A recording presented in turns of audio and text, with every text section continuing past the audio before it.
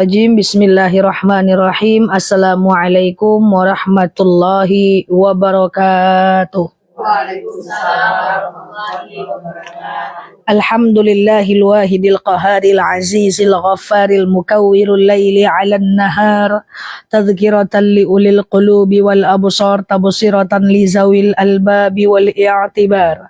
Walhamdulillahilladzi nahmaduhu nasta'inuhu nastaghfiruh wa na'udzu billahi min syururi anfusina wa min sayyiati a'malina may yahdihillahu fala mudhillalah wa may yudlilhu fala hadiyalah. Nashhadu an la ilaha illallah nashhadu anna muhammadan abduhu wa rasuluh la nabiyya ba'dah amma ba'd kama qala Allah ta'ala azza wa jalla fi kitabihil karim na'udzu billahi minasy syaithanir rajim bismillahirrahmanirrahim ya ayyatuhan nafsul mutmainnah irji'i ila rabbiki radiyatan mardiyah fadkhuli fi ibadi wadkhuli jannati al-ayah wa kama qala nabiyyuna Muhammad ibn Abdullah man salaka tariqan yaltamisu fihi ilman sahalallahu bihi tariqan ilal jannah. Al-hadis sadaqallahul azim.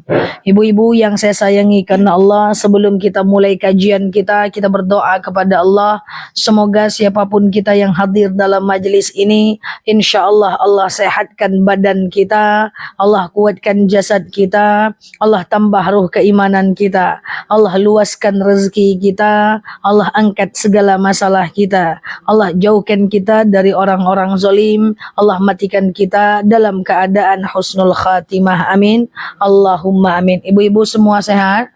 Alhamdulillah. Selanjutnya salawat salam kita hadiahkan kepada baginda Rasulullah sallallahu alaihi wasallam dengan lafaz Allahumma salli ala Muhammad wa ala ali Muhammad. Sesuai dengan keinginan ibu-ibu semuanya, hari ini kita akan membahas tentang bab aurat. Bab aurat ini berat, makanya tadi saya bilang yakin mau bahas aurat, pening kepala nanti pas pulang ke rumah. Ya kan, karena nggak apa-apa, tapi yang penting al-ilmu lil amal, ilmu untuk diamalkan. Aurat ini bukan persoalan yang ringan. Ya, kalau misalnya ibu bertanya, Ustazah, saya tadi malam lupa bangun tahajud. Saya bilang nggak apa-apa. Ustazah, saya sholat duha kok masih males ya. Itu masih mending, nggak apa-apa. Tapi kalau membuka aurat keluar rumah itu fatal sekali. Karena seluruh kaum perempuan, mau dia beriman ataupun tidak beriman, nutup aurat hukumnya wajib. Kalau dia tidak menutup aurat, maka dia berdosa. Maka ada satu dalil di mana kenapa perempuan ini banyak masuk neraka. Ternyata banyaknya perempuan masuk neraka itu dalilnya sahih. Padahal pengajian banyak perempuan. Ya kan? Orang-orang yang perkumpulan-perkumpulan silaturahmi banyaknya perempuan. Tapi kenapa banyak perempuan itu masuk neraka? Biasanya ada beberapa sebabnya. Yang pertama adalah karena perempuan itu banyak ngomong, banyak salah. Yang kedua, kurang mensyukuri rezeki dari suaminya. Yang ketiga, auratnya itu terlalu banyak. Sehingga perempuan itu akan banyak datang ke dalam neraka. Na'udzubillah. Maka usia sudah 40, sudah 50, cukuplah dulu kita buka aurat. Sekarang ke depan siapapun kita yang hadir di sini, online maupun offline, kita keep moving lah. Ya, kita berubah untuk bagaimana menutup aurat yang benar. Tujuannya bukan untuk orang lain, tapi untuk menyelamatkan diri kita. Dan ini serius.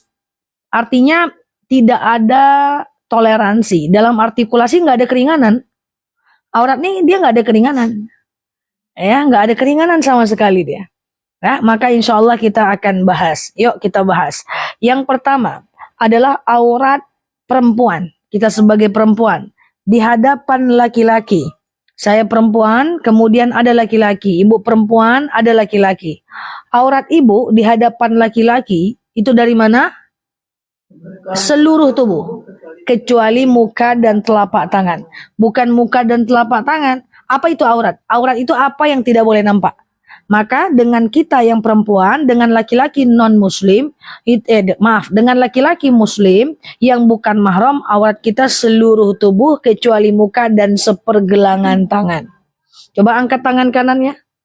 Angkat tangan kirinya, gelangkan. Nah, kecuali muka dan sepergelangan. Makanya kita sholat boleh pakai gamis. Karena muka sampai sepergelangan tangan ini tidak aurat.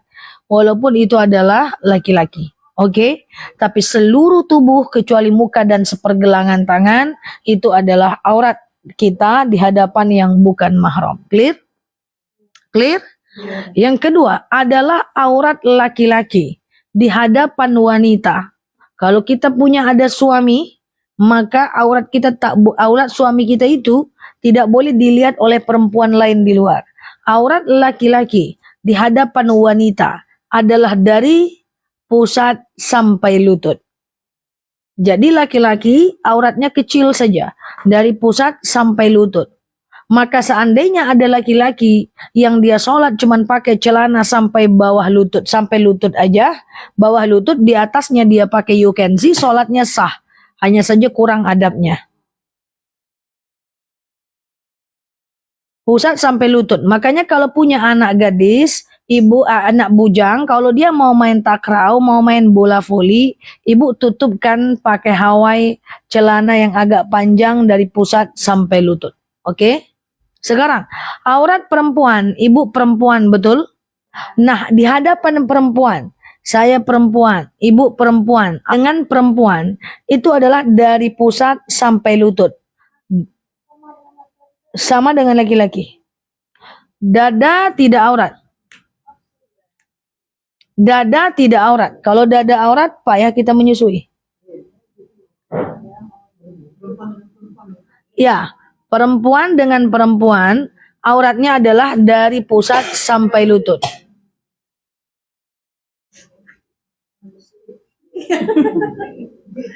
Jadi kalau ibu punya anak kos, atau ibu punya anak yang ngekos, suruh anaknya itu pakai celana sampai lutut. Anak kos ini banyak pakai legging aja depan kawannya. Di atas lutut. Jadi nggak boleh. Oke? Kok pada bingung ini? Karena sama perempuan. Oh ya. Karena sama perempuan. Dari dada ke lutut kan. Pikirnya dari dada ke lutut. Tidak. Aurat perempuan dengan perempuan itu dari pusat sampai lutut aja. Ayo. Kemudian, aurat perempuan dengan perempuan non-muslim. Ibu perempuan, ada teman ibu non-muslim, itu auratnya adalah seluruh tubuh, kecuali muka dan sepergelangan tangan. Iya. Jadi kalau mau punya teman non-muslim boleh, tapi jaga aurat.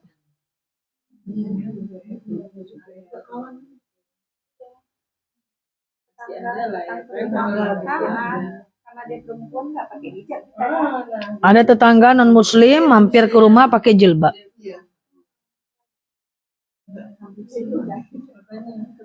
Makanya, ya sekarang kita belajar. Karena nggak tahu, oke, nggak apa-apa. Kedepannya kita hati-hati ya. Jadi silahkan dia datang ke rumah kita, tapi tutup aurat kita. Oke. Kayak laki-laki dia.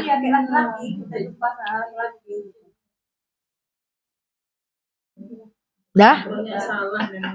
Banyak salah ya. Nggak apa-apa, kita belajar.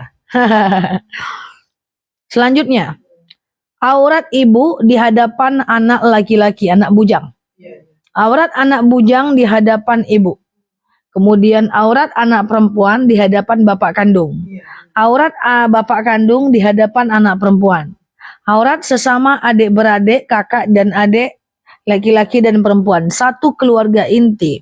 Itu auratnya adalah dari pusat sampai lutut. Jadi kalau ibu mau mandi keluar rumah, habis mandi kan ibu ke dalam rumah tuh. Pakai anduk aja, ada anak bujang di situ nggak boleh. Ibu harus tutup sampai lutut. Ada orang anduk di atas lutut. Ah, boleh. Apa? Boleh, sebenarnya boleh.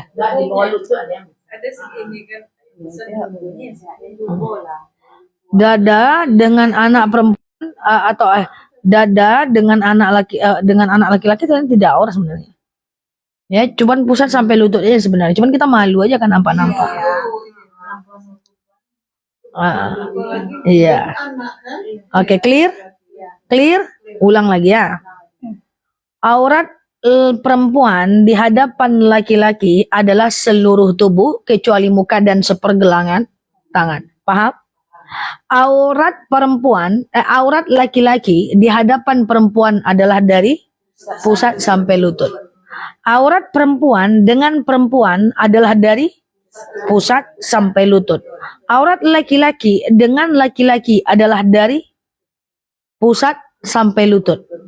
Aurat perempuan dengan perempuan non-muslim adalah seluruh tubuh kecuali muka sepergelangan tangan. Aurat ibu di hadapan anak laki-laki, aurat anak perempuan di hadapan bapaknya, aurat adik-beradik, saudara laki-laki perempuan, pusat sampai lutut. Itu harus clear itu. Oke?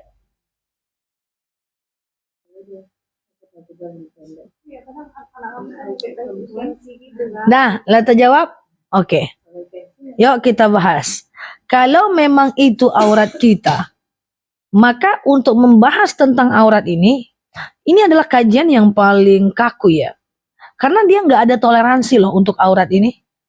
Ya, kalau yang lain masih ada toleransi lah, ya kan?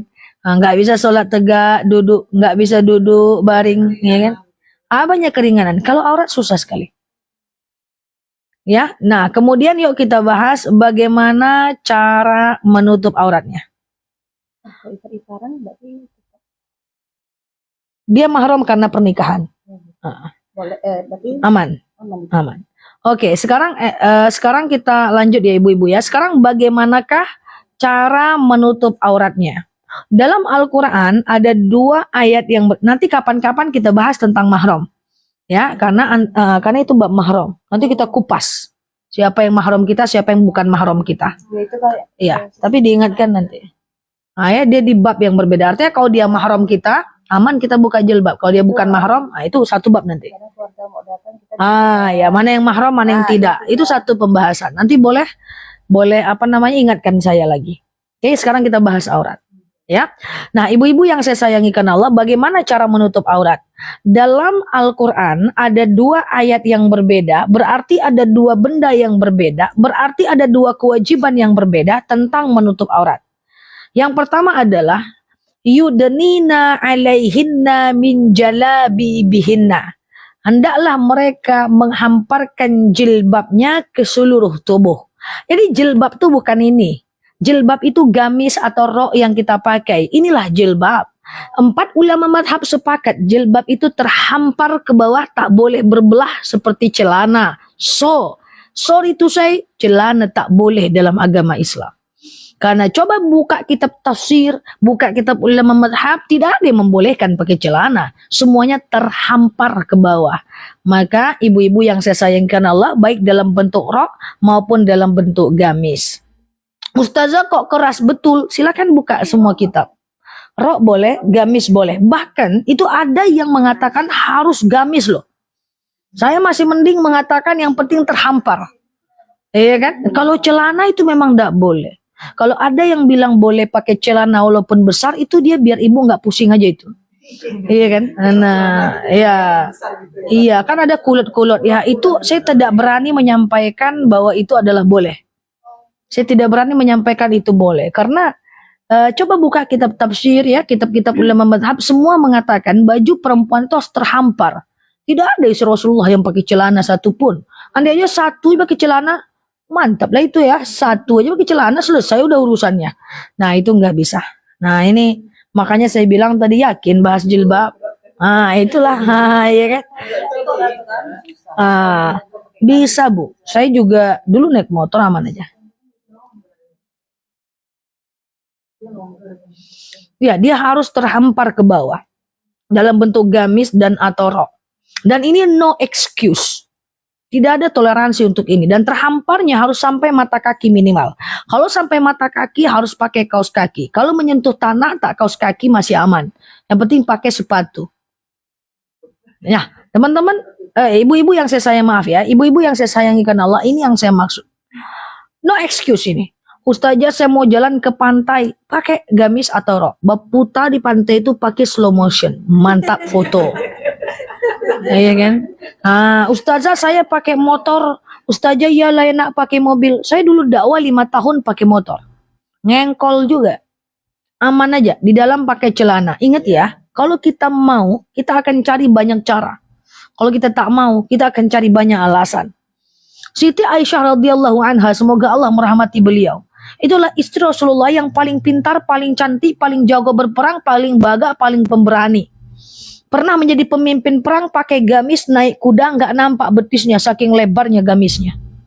Naik kuda pakai baju perang, dia begini di atas kuda nggak nampak betisnya saking besarnya gamisnya, dia ngangkat pedang. Ibu naik motor beat ngangkat pedang nggak? Kan aman aja, orang Aisyah bisa, apa bedanya? Iya, betul ya. Atau yang penting hati-hati aja. Atau yang penting ibu hati-hati dalam proses mengendarainya. Ustazah, kan nanti jatuh. Yang pakai celana pun ada kemungkinan jatuh. Yang penting hati-hati. Oke, pertama jalabib ke seluruh tubuh. Ya, tidak boleh berbelah, dia harus terhampar kayak mantel. Mantel rok. Wah, menarik juga. Ya, yang pakai mantel tuh carilah mantel rok. Oke? Ya. Meja tapi panjang segini gimana? Terus? Pakai rok, pakai meja tapi berbelah kan? Pakai kancing gitu tapi panjang gitu. Nggak apa-apa sampai mata kaki, nggak apa-apa. Yang penting dia kayak rok gitu sampai mata kaki.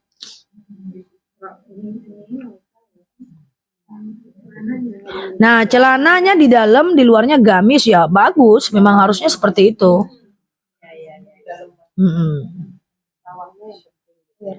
Ya, bawahnya yang penting sampai mata kaki minimal.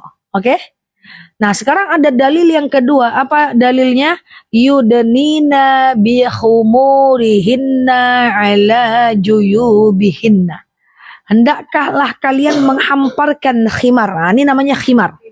Sebut nama khimar. Kalau himar itu namanya hewan ya, hewan. Kalau pakai kha, khimar. Khimar ini minimal sampai ke dada. Tutup dada, panjang bagus, tak terlalu panjang enggak apa-apa, yang minimal sampai tutup dada. Dua-duanya harus terpenuhi. Yang satu jalabib, yang satu khimar. Yang satu jalabib atau jilbab, yang satu khimar. Oke? Nah, jalabib dan khimar, dua-duanya harus terpenuhi. Ada orang pakai gamis, pakai jalabib, tapi ujung-ujungnya di atasnya cuma songkok balaya, lehernya nampak. Pergi dia ke minimarket, itu tak bisa, buka aurat. Atau sebaliknya kerudungnya sampai ke betis, di bawah celana legging, berarti tidak memenuhi syarat. Makanya dua-duanya harus terpenuhi, baik khimar maupun jilbab. Dan ini tidak ada toleransi sama sekali. Makanya kita repot sudah kalau bahas aurat ini. Sudah sangat menegangkan betul ini. Nah, ustazah kami tuh pulang kampung. Saya juga pulang kampung. Saya nyetir malah pulang kampung. Saya pakai rok, pakai gamis, aman aja kok. Semua bisa. Semua bisa, aman aja. Oke?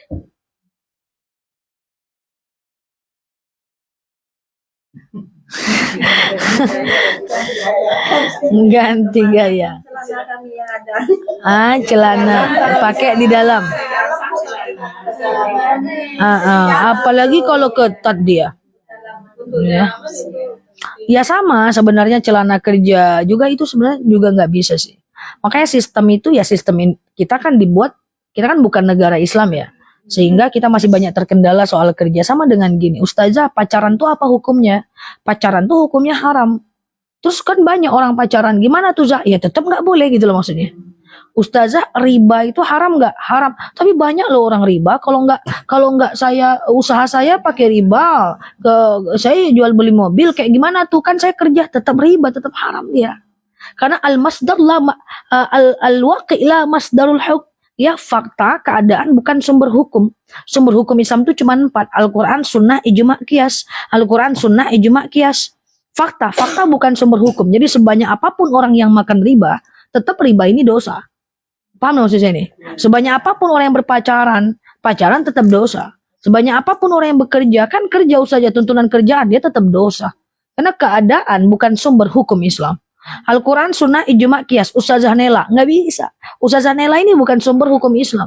Jadi kalau yang dibilang Ustazah Nela ini sesuai dengan Al-Quran, Sunnah, Ijma, Qiyas, ikuti. Kalau nggak, jangan ikuti. Ya gitu ya. Nah jadi kayak gimana lah. Memang ya gitulah kalau aurat. Dah? Sampai sini clear? Nah, jadi nggak ada nego. Kalau untuk aurat dia nggak ada nego. Jadi nanti pasanglah celananya di dalam. Ya, kalau ada di antara kita, kalau kami di sini boleh kok, kalau kami di sini boleh kok, kami malah hajinya pakai celana, kami malah umroh pakai celana. Tetap itu fakta bukan sumber hukum. Itu ada travel umroh kok, dia pakai celana kok. Loh, apakah dia jadi halal? Dia jadi tidak boleh. Paham nih? Kan orang suka logika-logika kayak gitu ya kan. Masa kata Ustazah Nela nggak boleh pakai celana segitu kali selebe gitu ya. Itu aja travel haji pakai celana itu. Emangnya travel haji sumber hukum Islam? Sumber hukum Islam kan Al-Quran, Sunnah, Ijma, Qiyas doang. Kata ustadku boleh pakai celana. Ustadku 15 tahun tinggal di Madinah, 20 tahun kerja di Madinah, 20 tahun ceramah di Madinah. Emangnya ustad sumber hukum Islam? Sumber hukum Islam cuma Al-Quran, Sunnah, Ijma, Qiyas. Selesai. Kalau ada cakapnya bertentangan dengan ini, tak usah diikut. Yang lainnya boleh ikut gitulah.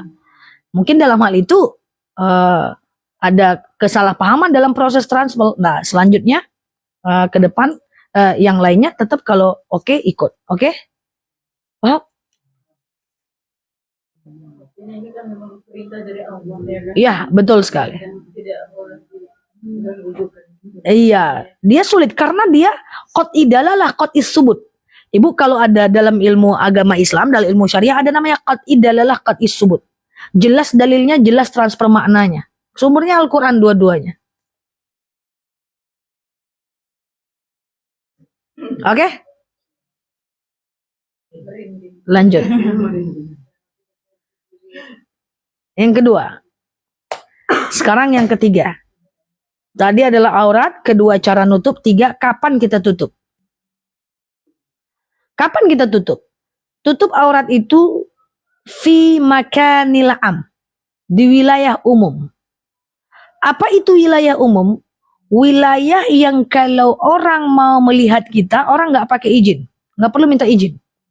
Contoh, keluar dari rumah ini, pergi ke teras, kira-kira orang lewat nengok ke teras rumah ini, minta izin nggak?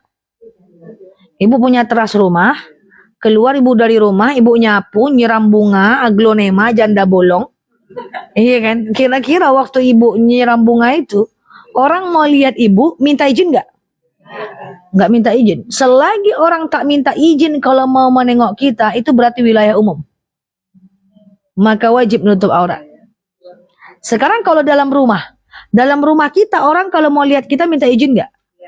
Maka dalam rumah boleh buka aurat. Paham gak nih?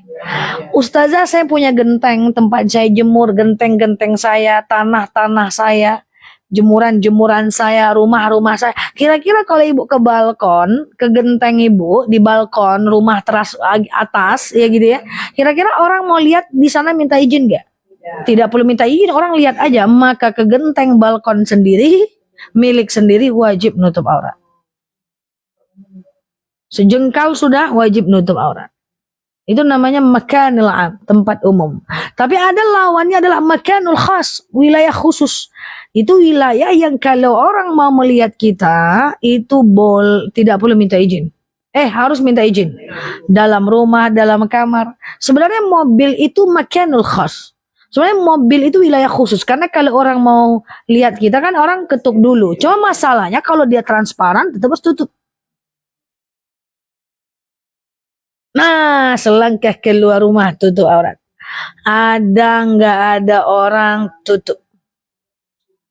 Walaupun subuh jam 2 malam cuma nengok kecoak kalau keluar rumah. Jadi, karena nggak ada dalil, hai orang-orang yang beriman, tutuplah aurat kalau ada orang, kalau nggak ada buka aja lah, nggak ada dalil. Jadi mau masukkan Mau masukkan sendal, tengok kiri kanan, nggak ada orang, masuk aja lah, nggak bisa. Iya kan, buang sampah, lihat nggak ada orang, buang lari, kena, tak boleh. Karena selangkah keluar rumah tutup aurat. Ya saya udah ceritakan di Raudo itu.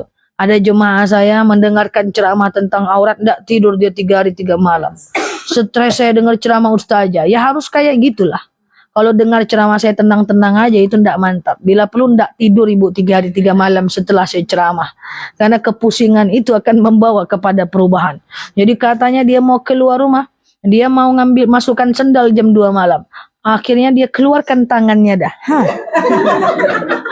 Kepalanya ngintip sikit. Tutupnya pakai tangannya sendiri. Dia teriak. Memang dia teriak kali. Ustazah Nela, maafkan saya. Saya bilang, tidak ada hubungannya, Bu. Ini tangannya keluar juga, sampai siku juga aurat. Tidak bisa kayak gitu. Tapi kalau ada orang lihat gimana? Itu Bu Meherika mana? Tetap nggak bisa.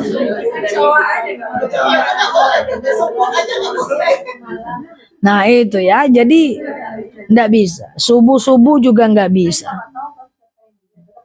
Iya, dia masalahnya bukan orang lihat atau enggaknya. Masalahnya itu wilayah khususnya. Wilayah umumnya. Jadi kalau setelah ini ada yang takut ngeri itu bagus. Ada jemaah saya bilang, Ustazah sekarang saya setiap keluar rumah tetangga saya yang suka gosip keluar saya masuk. Saya keluar rumah ada yang tetangga kayaknya ngajak saya gosip saya masuk. Takut dia. Dia ajak bergosip. Itu kan mantap. Nah, jadi ibu-ibu selangkah keluar rumah wajib tutup aurat. Coba nyiram bunga itu tutup aurat. Kalau nggak ada, buang sila bunga tuh. Yang nggak malu sih.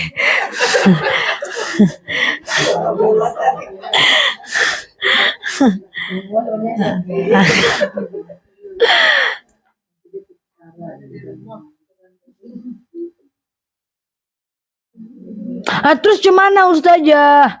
Emangnya kenapa kalau kami buka aurat? Siapa yang nampak sehelai rambutnya maka dia berdosa. Dan dosanya itu bukan cuma ditanggung oleh dia, tapi ditanggung juga oleh suaminya. Maka ada nama suami, dia punya merek namanya Dayus. Apa namanya? Dayus. Siapa itu Dayus? Dayus itu seorang suami yang slow, santai kalau aurat istrinya ditengok oleh orang lain. Santai dia. Istrinya mau buang sampah keluar pakai baju KTB bolong, dia santai. Istrinya mau pergi ke minimarket pakai baju tank top, dia santai.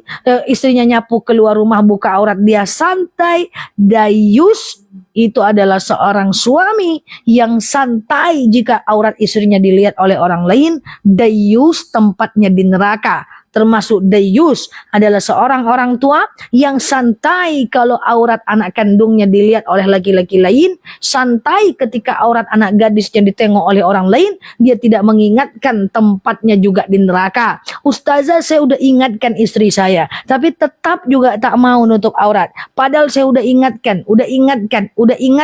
maka kalau udah diingatkan aman. Yang penting laki-laki semua harus ingatkan istrinya. Persoalan istrinya ikut atau tidak itu nanti dosa dia lagi kepada Allah. Lepaskan dosa sebagai suami untuk mengingatkan istrinya. Lepaskan dosa kepada anak untuk mengingatkan anak. Masalah anaknya mau atau tidak nanti dia urusannya dengan Allah.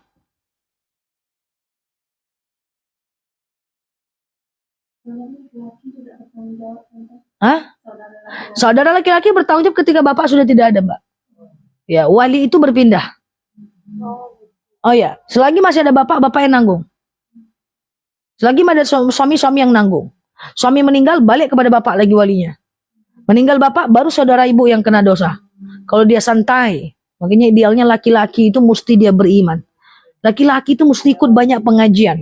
Karena tanggung jawabnya besar loh, laki-laki itu. Belum lagi bab talak dia harus tahu.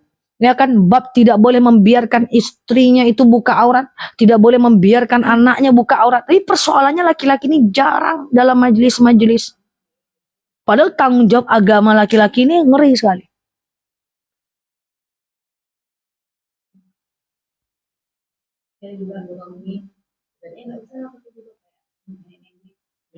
Ada juga seorang suami, nggak usahlah pakai jilbab kayak nenek-nenek katanya. Berarti itu suami la ta'ah indal ma'asi. Tidak boleh taat dalam kemaksiatan. Berarti kalau suami nyuruh buka aurat, jangan ikuti. Kenapa? Karena berarti suami maksiat. Salah satu maksiat adalah melarang orang berbuat baik. Enggak usah. Ya sekarang Allah nyuruh suami larang, pilih Allah atau suami?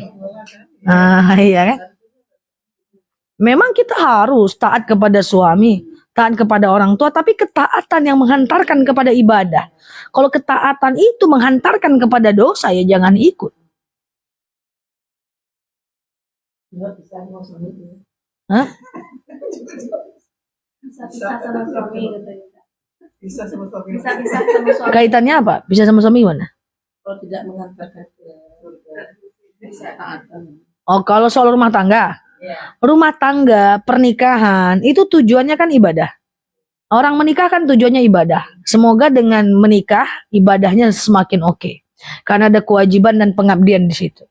Tapi kalau seandainya pernikahannya itu sudah tidak mampu mendatangkan kepada ibadah. Contoh, suami maksiat terus, selingkuh terus. Kemudian nggak mau menafkahi.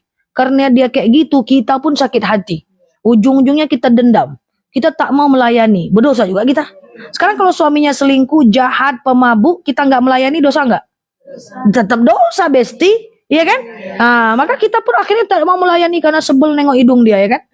Nah, kita tidak mau melayani. Akhirnya dosa ini kedua-duanya. Dia menghina, kita memaki. Ya, dia memarahi, kita menunggak dia. Dia mukul, kita balik pukul. Pokoknya saling caci maki. Akhirnya ini tidak bisa nih mendatangkan kepada ibadah. Ngapain dipertahankan? Maka yang kayak gini boleh dipisahkan dengan harapan, dengan sendiri. Semoga dia bisa lebih taat untuk ibadah. Pokoknya lakukan apapun yang menghantarkan kepada ibadah dan tinggalkan apapun yang menjauhkan kita dari ketaatan dan ibadah. Jika rumah tangga itu masih bisa mengajak dan menghantarkan kepada ibadah, pertahankan. Tapi kalau isinya sudah baku hantam, tidak mendatangkan kepada ibadah, boleh dalam Islam ada talak, gak ada masalah. Ya, yang penting tujuannya adalah untuk menghantarkan kepada kebaikan selanjutnya.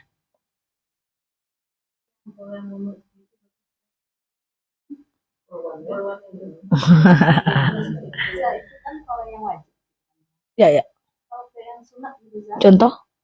Ada yang nggak boleh puasa Senin Kamis, puasa sunat. Nah, itu nggak apa-apa. Nah, itu. Tapi yang wajib. Yang wajib. Tapi kita boleh membatalkan. Iya. Sekarang ada kasus, suami itu nggak sholat, dia nggak puasa. Tapi cuman dia aja nggak sholat, dia aja nggak puasa, dia nggak ngelarang kita. Paham ya? Dia aja sendiri nggak sholat, dia aja sendiri nggak puasa. Tapi kita nggak dilarangnya, kita diizinkan ke masjid, majelis taklim, kita diizinkan belajar. Itu harus ditalak nggak digugat, nggak usah. Hidayah aja lama nyampe sama dia. Kan dia nggak ganggu kita. Dengan kehadiran dia tidak mendatangkan keburukan kepada kita, dirinya sendiri yang buruk. Itu nggak apa-apa, itu proses aja. Hidayah itu kan datangnya pada tempat yang berbeda dan waktu yang berbeda. Jangan dikit-dikit gugat. Nah, kacau kita. Pening hakim nanti. Nah, kalau seandainya suaminya berzina, kemudian tidak menafkahi atau misalnya dia apalah gitu ya. Nah, tergantung kita. Apakah kita mampu untuk mempertahankan? Karena kan berzina itu, apakah kita mampu untuk mempertahankan? Apakah dia melakukan cuma satu kali sehingga kita akhirnya mampu untuk memaafkan? Nah, kalau dia lakukan berkali-kali, ibu harus terus menghentikannya. Ketika ibu tidak menghentikannya, dosa mengalir untuk ibu semua. Ibu nggak tahan dengan dosa itu, boleh pisah, nggak ada masalah. Termasuk ketika seorang suami tidak menafkahi istri. Nafkah itu kan lahir batin. Lahir sandang, pangan, papan. Iya dong, pakaian, makanan, tempat tinggal yang layak. Batin, ketenangan, kedamaian, ya rasa aman, perlindungan. Ya kan, nggak sekedar diranjang aja kan batin kan. Batin itu kan keamanan, perlindungan. Nah, dia memberikan nafkah lahir batin, ya, lalu kemudian ketika semua aman-aman aja, itu tidak dianjurkan untuk berpisah. Oke. Nah, seandainya nafkah lahir dan batin tidak sampai, coba baca lagi surat nikah.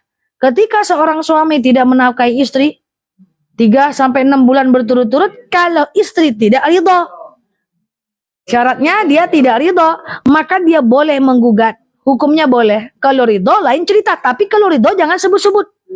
Kalau ridho kita menafkahi suami jangan sebut-sebut. Kalau disebut-sebut nanti jadi ria. Kalau ria hilang pahala. Kalau menafkahi suami itu sedekah. Iya dong. Suami kerja, ibu bantu suami kan sedekah. Tapi kalau suaminya tidak menafkahi terus, ibu nggak tahan, ibu nggak ikhlas, boleh gugat. Ada dalam sigon nikah. Nah, ini bukan rekomendasi untuk gugat ya, gugat lo sadowe ke panjang kepala. Jangan ya, jangan. Yang penting ukurannya adalah kalau pernikahan menggugatlah semua nanti kacau kita. Nah, ini hati-hati nih, jangan gagal paham, repot urusan sudah. Intinya adalah kalau dia tidak mendatangkan kepada ibadah, jangan alasan dikit-dikit gugat. Siapa nyuruh saja nih lah, ngaco gitu. Oke. Kalau tidak dinafkahi, ikhlas, nggak ada masalah. Dan nafkah itu nggak apa-apa kalau dia berselingkuh dia Aja. Sakitnya tuh di sini. Sakitnya tuh di sini kan. kami tidak ada merasa sakit. Asik. Iya. Oke. Nah, kemana lah larinya ke gugat? Dari aurat. Kadang-kadang tidaklah jelas. Aurat langsung gugat. Nah, kemana? Contoh catatan lu kak. Jadi kan dayus ya. Jadi persoalannya adalah gimana caranya nih biar kita bisa nutup aurat ini. Kita bisa nutup aurat selangkah keluar rumah. Caranya gimana? Tempelkan belakang pintu ini paku. Oma? Cari gamis yang agak besar sedikit sama kerudung yang agak besar sedikit. Yang dingin lah. Nanti ibu pakai daster, mau nyiram bunga, sorongkan aja keluar rumah. Susah ustazah, la yukallifullah nafsan ilha. Allah tidak akan mungkin menetapkan satu kewajiban yang kita nggak mampu melakukan. Nggak bisa? Pakai mukena aja lah, kain sarung dengan mukena. Beko datang tamu, saya pakai mukena terus tuh. Kalau ada tamu pakai mukena sarung. Solat ke solat saya tahu saja. Memang itu komennya. Sholat aja ya kan. Atau ibu-ibu boleh pakai yang lain lah, pakai baju. Pokoknya itu saja. Yang penting selangkah keluar rumah tutup aurat. Ustazah sebagai penutup, nggak usah lah kita tutup aurat kita ustazah. Itu ada orang jilbabnya panjang, tapi masih jahat ngomongin orang. Bagus aku lagi ustazah, nggak berjilbab aku dong, nggak ada aku ngomongin orang. Saya biasanya tanya tuh, lalu ibu emangnya barusan ngomongin siapa? Iya juga ya ustazah ya. Jadi jawabannya adalah jilbab itu bukan untuk orang yang baik saja. Yang penting seluruh perempuan Islam, mau dia baik atau tidak, mau masih tukang gosip atau tidak, mau masih tukang namimah atau tidak, mau dia orang jahat atau baik, tetap jilbab itu adalah wajib. Ustazah nanti aja lah saya nutup aurat. Tunggu saya berubah dulu, belum berubah udah meninggal nanti gimana ceritanya. Tutuplah aurat dulu, semoga dengan nutup aurat kita lebih baik. Pergilah umrah dulu, jangan nunggu baik dulu, semoga dengan umrah kita baik. Ada teman saya udah berilmu, jurusan syariah, nggak mau ceramah-ceramah. Tunggulah dulu saya ceramah kalau saya itu, tunggu dulu saya sempurna. Kapan kita mau sempurna? Mau ustazah, nggak ada sempurna. Ya dakwahlah dulu, sambil dakwah masih sambil memperbaiki diri. Jangan tunggu sempurna dulu baru ibadah. Nggak ada ustaz di dunia ini nanti. Karena al-insan fi mahallil khata' wan nisyan. Manusia itu tempat salah dan lupa. Ya kan? Nah, jadi tutuplah aurat dulu sambil menyempurnakan diri. Pergilah umrah sambil menyempurnakan diri. Gitu. Oh, enggak gitu ustazah. Yang penting dalam Islam ini adalah hati. Bukan jilbab. Nah, hatinya yang dijilbabkan. Antara jilbab dengan sifat orang itu dua hal yang berbeda. Mau sifatnya ini jelek atau baik, jilbabnya tetap wajib. Baik pun dia rajin sedekah, rajin sholat, rajin puasa, enggak nutup aurat, dia tetap dicuci di neraka parah. Ya iyalah, jilbab wajib juga loh.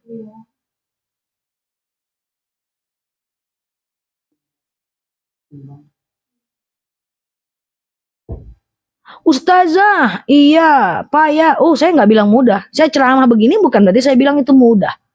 Itu susah. Tapi kan kita ini berakidah Islam. Akidah itu artinya ukut. Ukut itu ikatan. Kita harus terikat dengan aturan Islam. Biar saya maupun ibu, saya tak bilang ini mudah loh. Saya menyatakan ini bukan berarti wah ini gampang banget. Enggak. Saya tahu itu sulit. Tapi mau nggak mau, suka nggak suka, ikhlas nggak ikhlas, perintah Allah kerjakan. Suka nggak suka, mau nggak mau, ikhlas nggak ikhlas, larangan Allah tinggalkan. Clear? Nah, nanti di rumah celananya kumpulkan. Pasang di dalam gamis aja. Jangan dipasang lagi.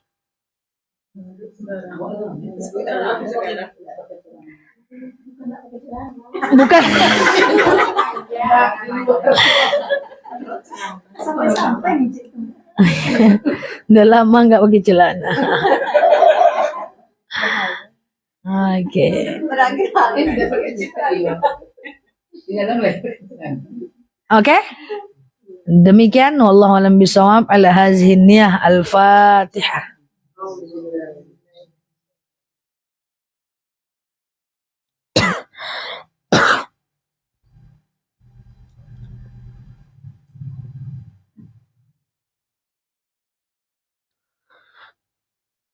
Amin ya Allah, amin ya Rahman, amin amin ya mujibas sa'ilin. Allahumma salli ala Muhammad wa ala ali Muhammad. Allahumma inna nas'aluka ridhaka wal jannah, na'udzubika min sakhatika wan nar.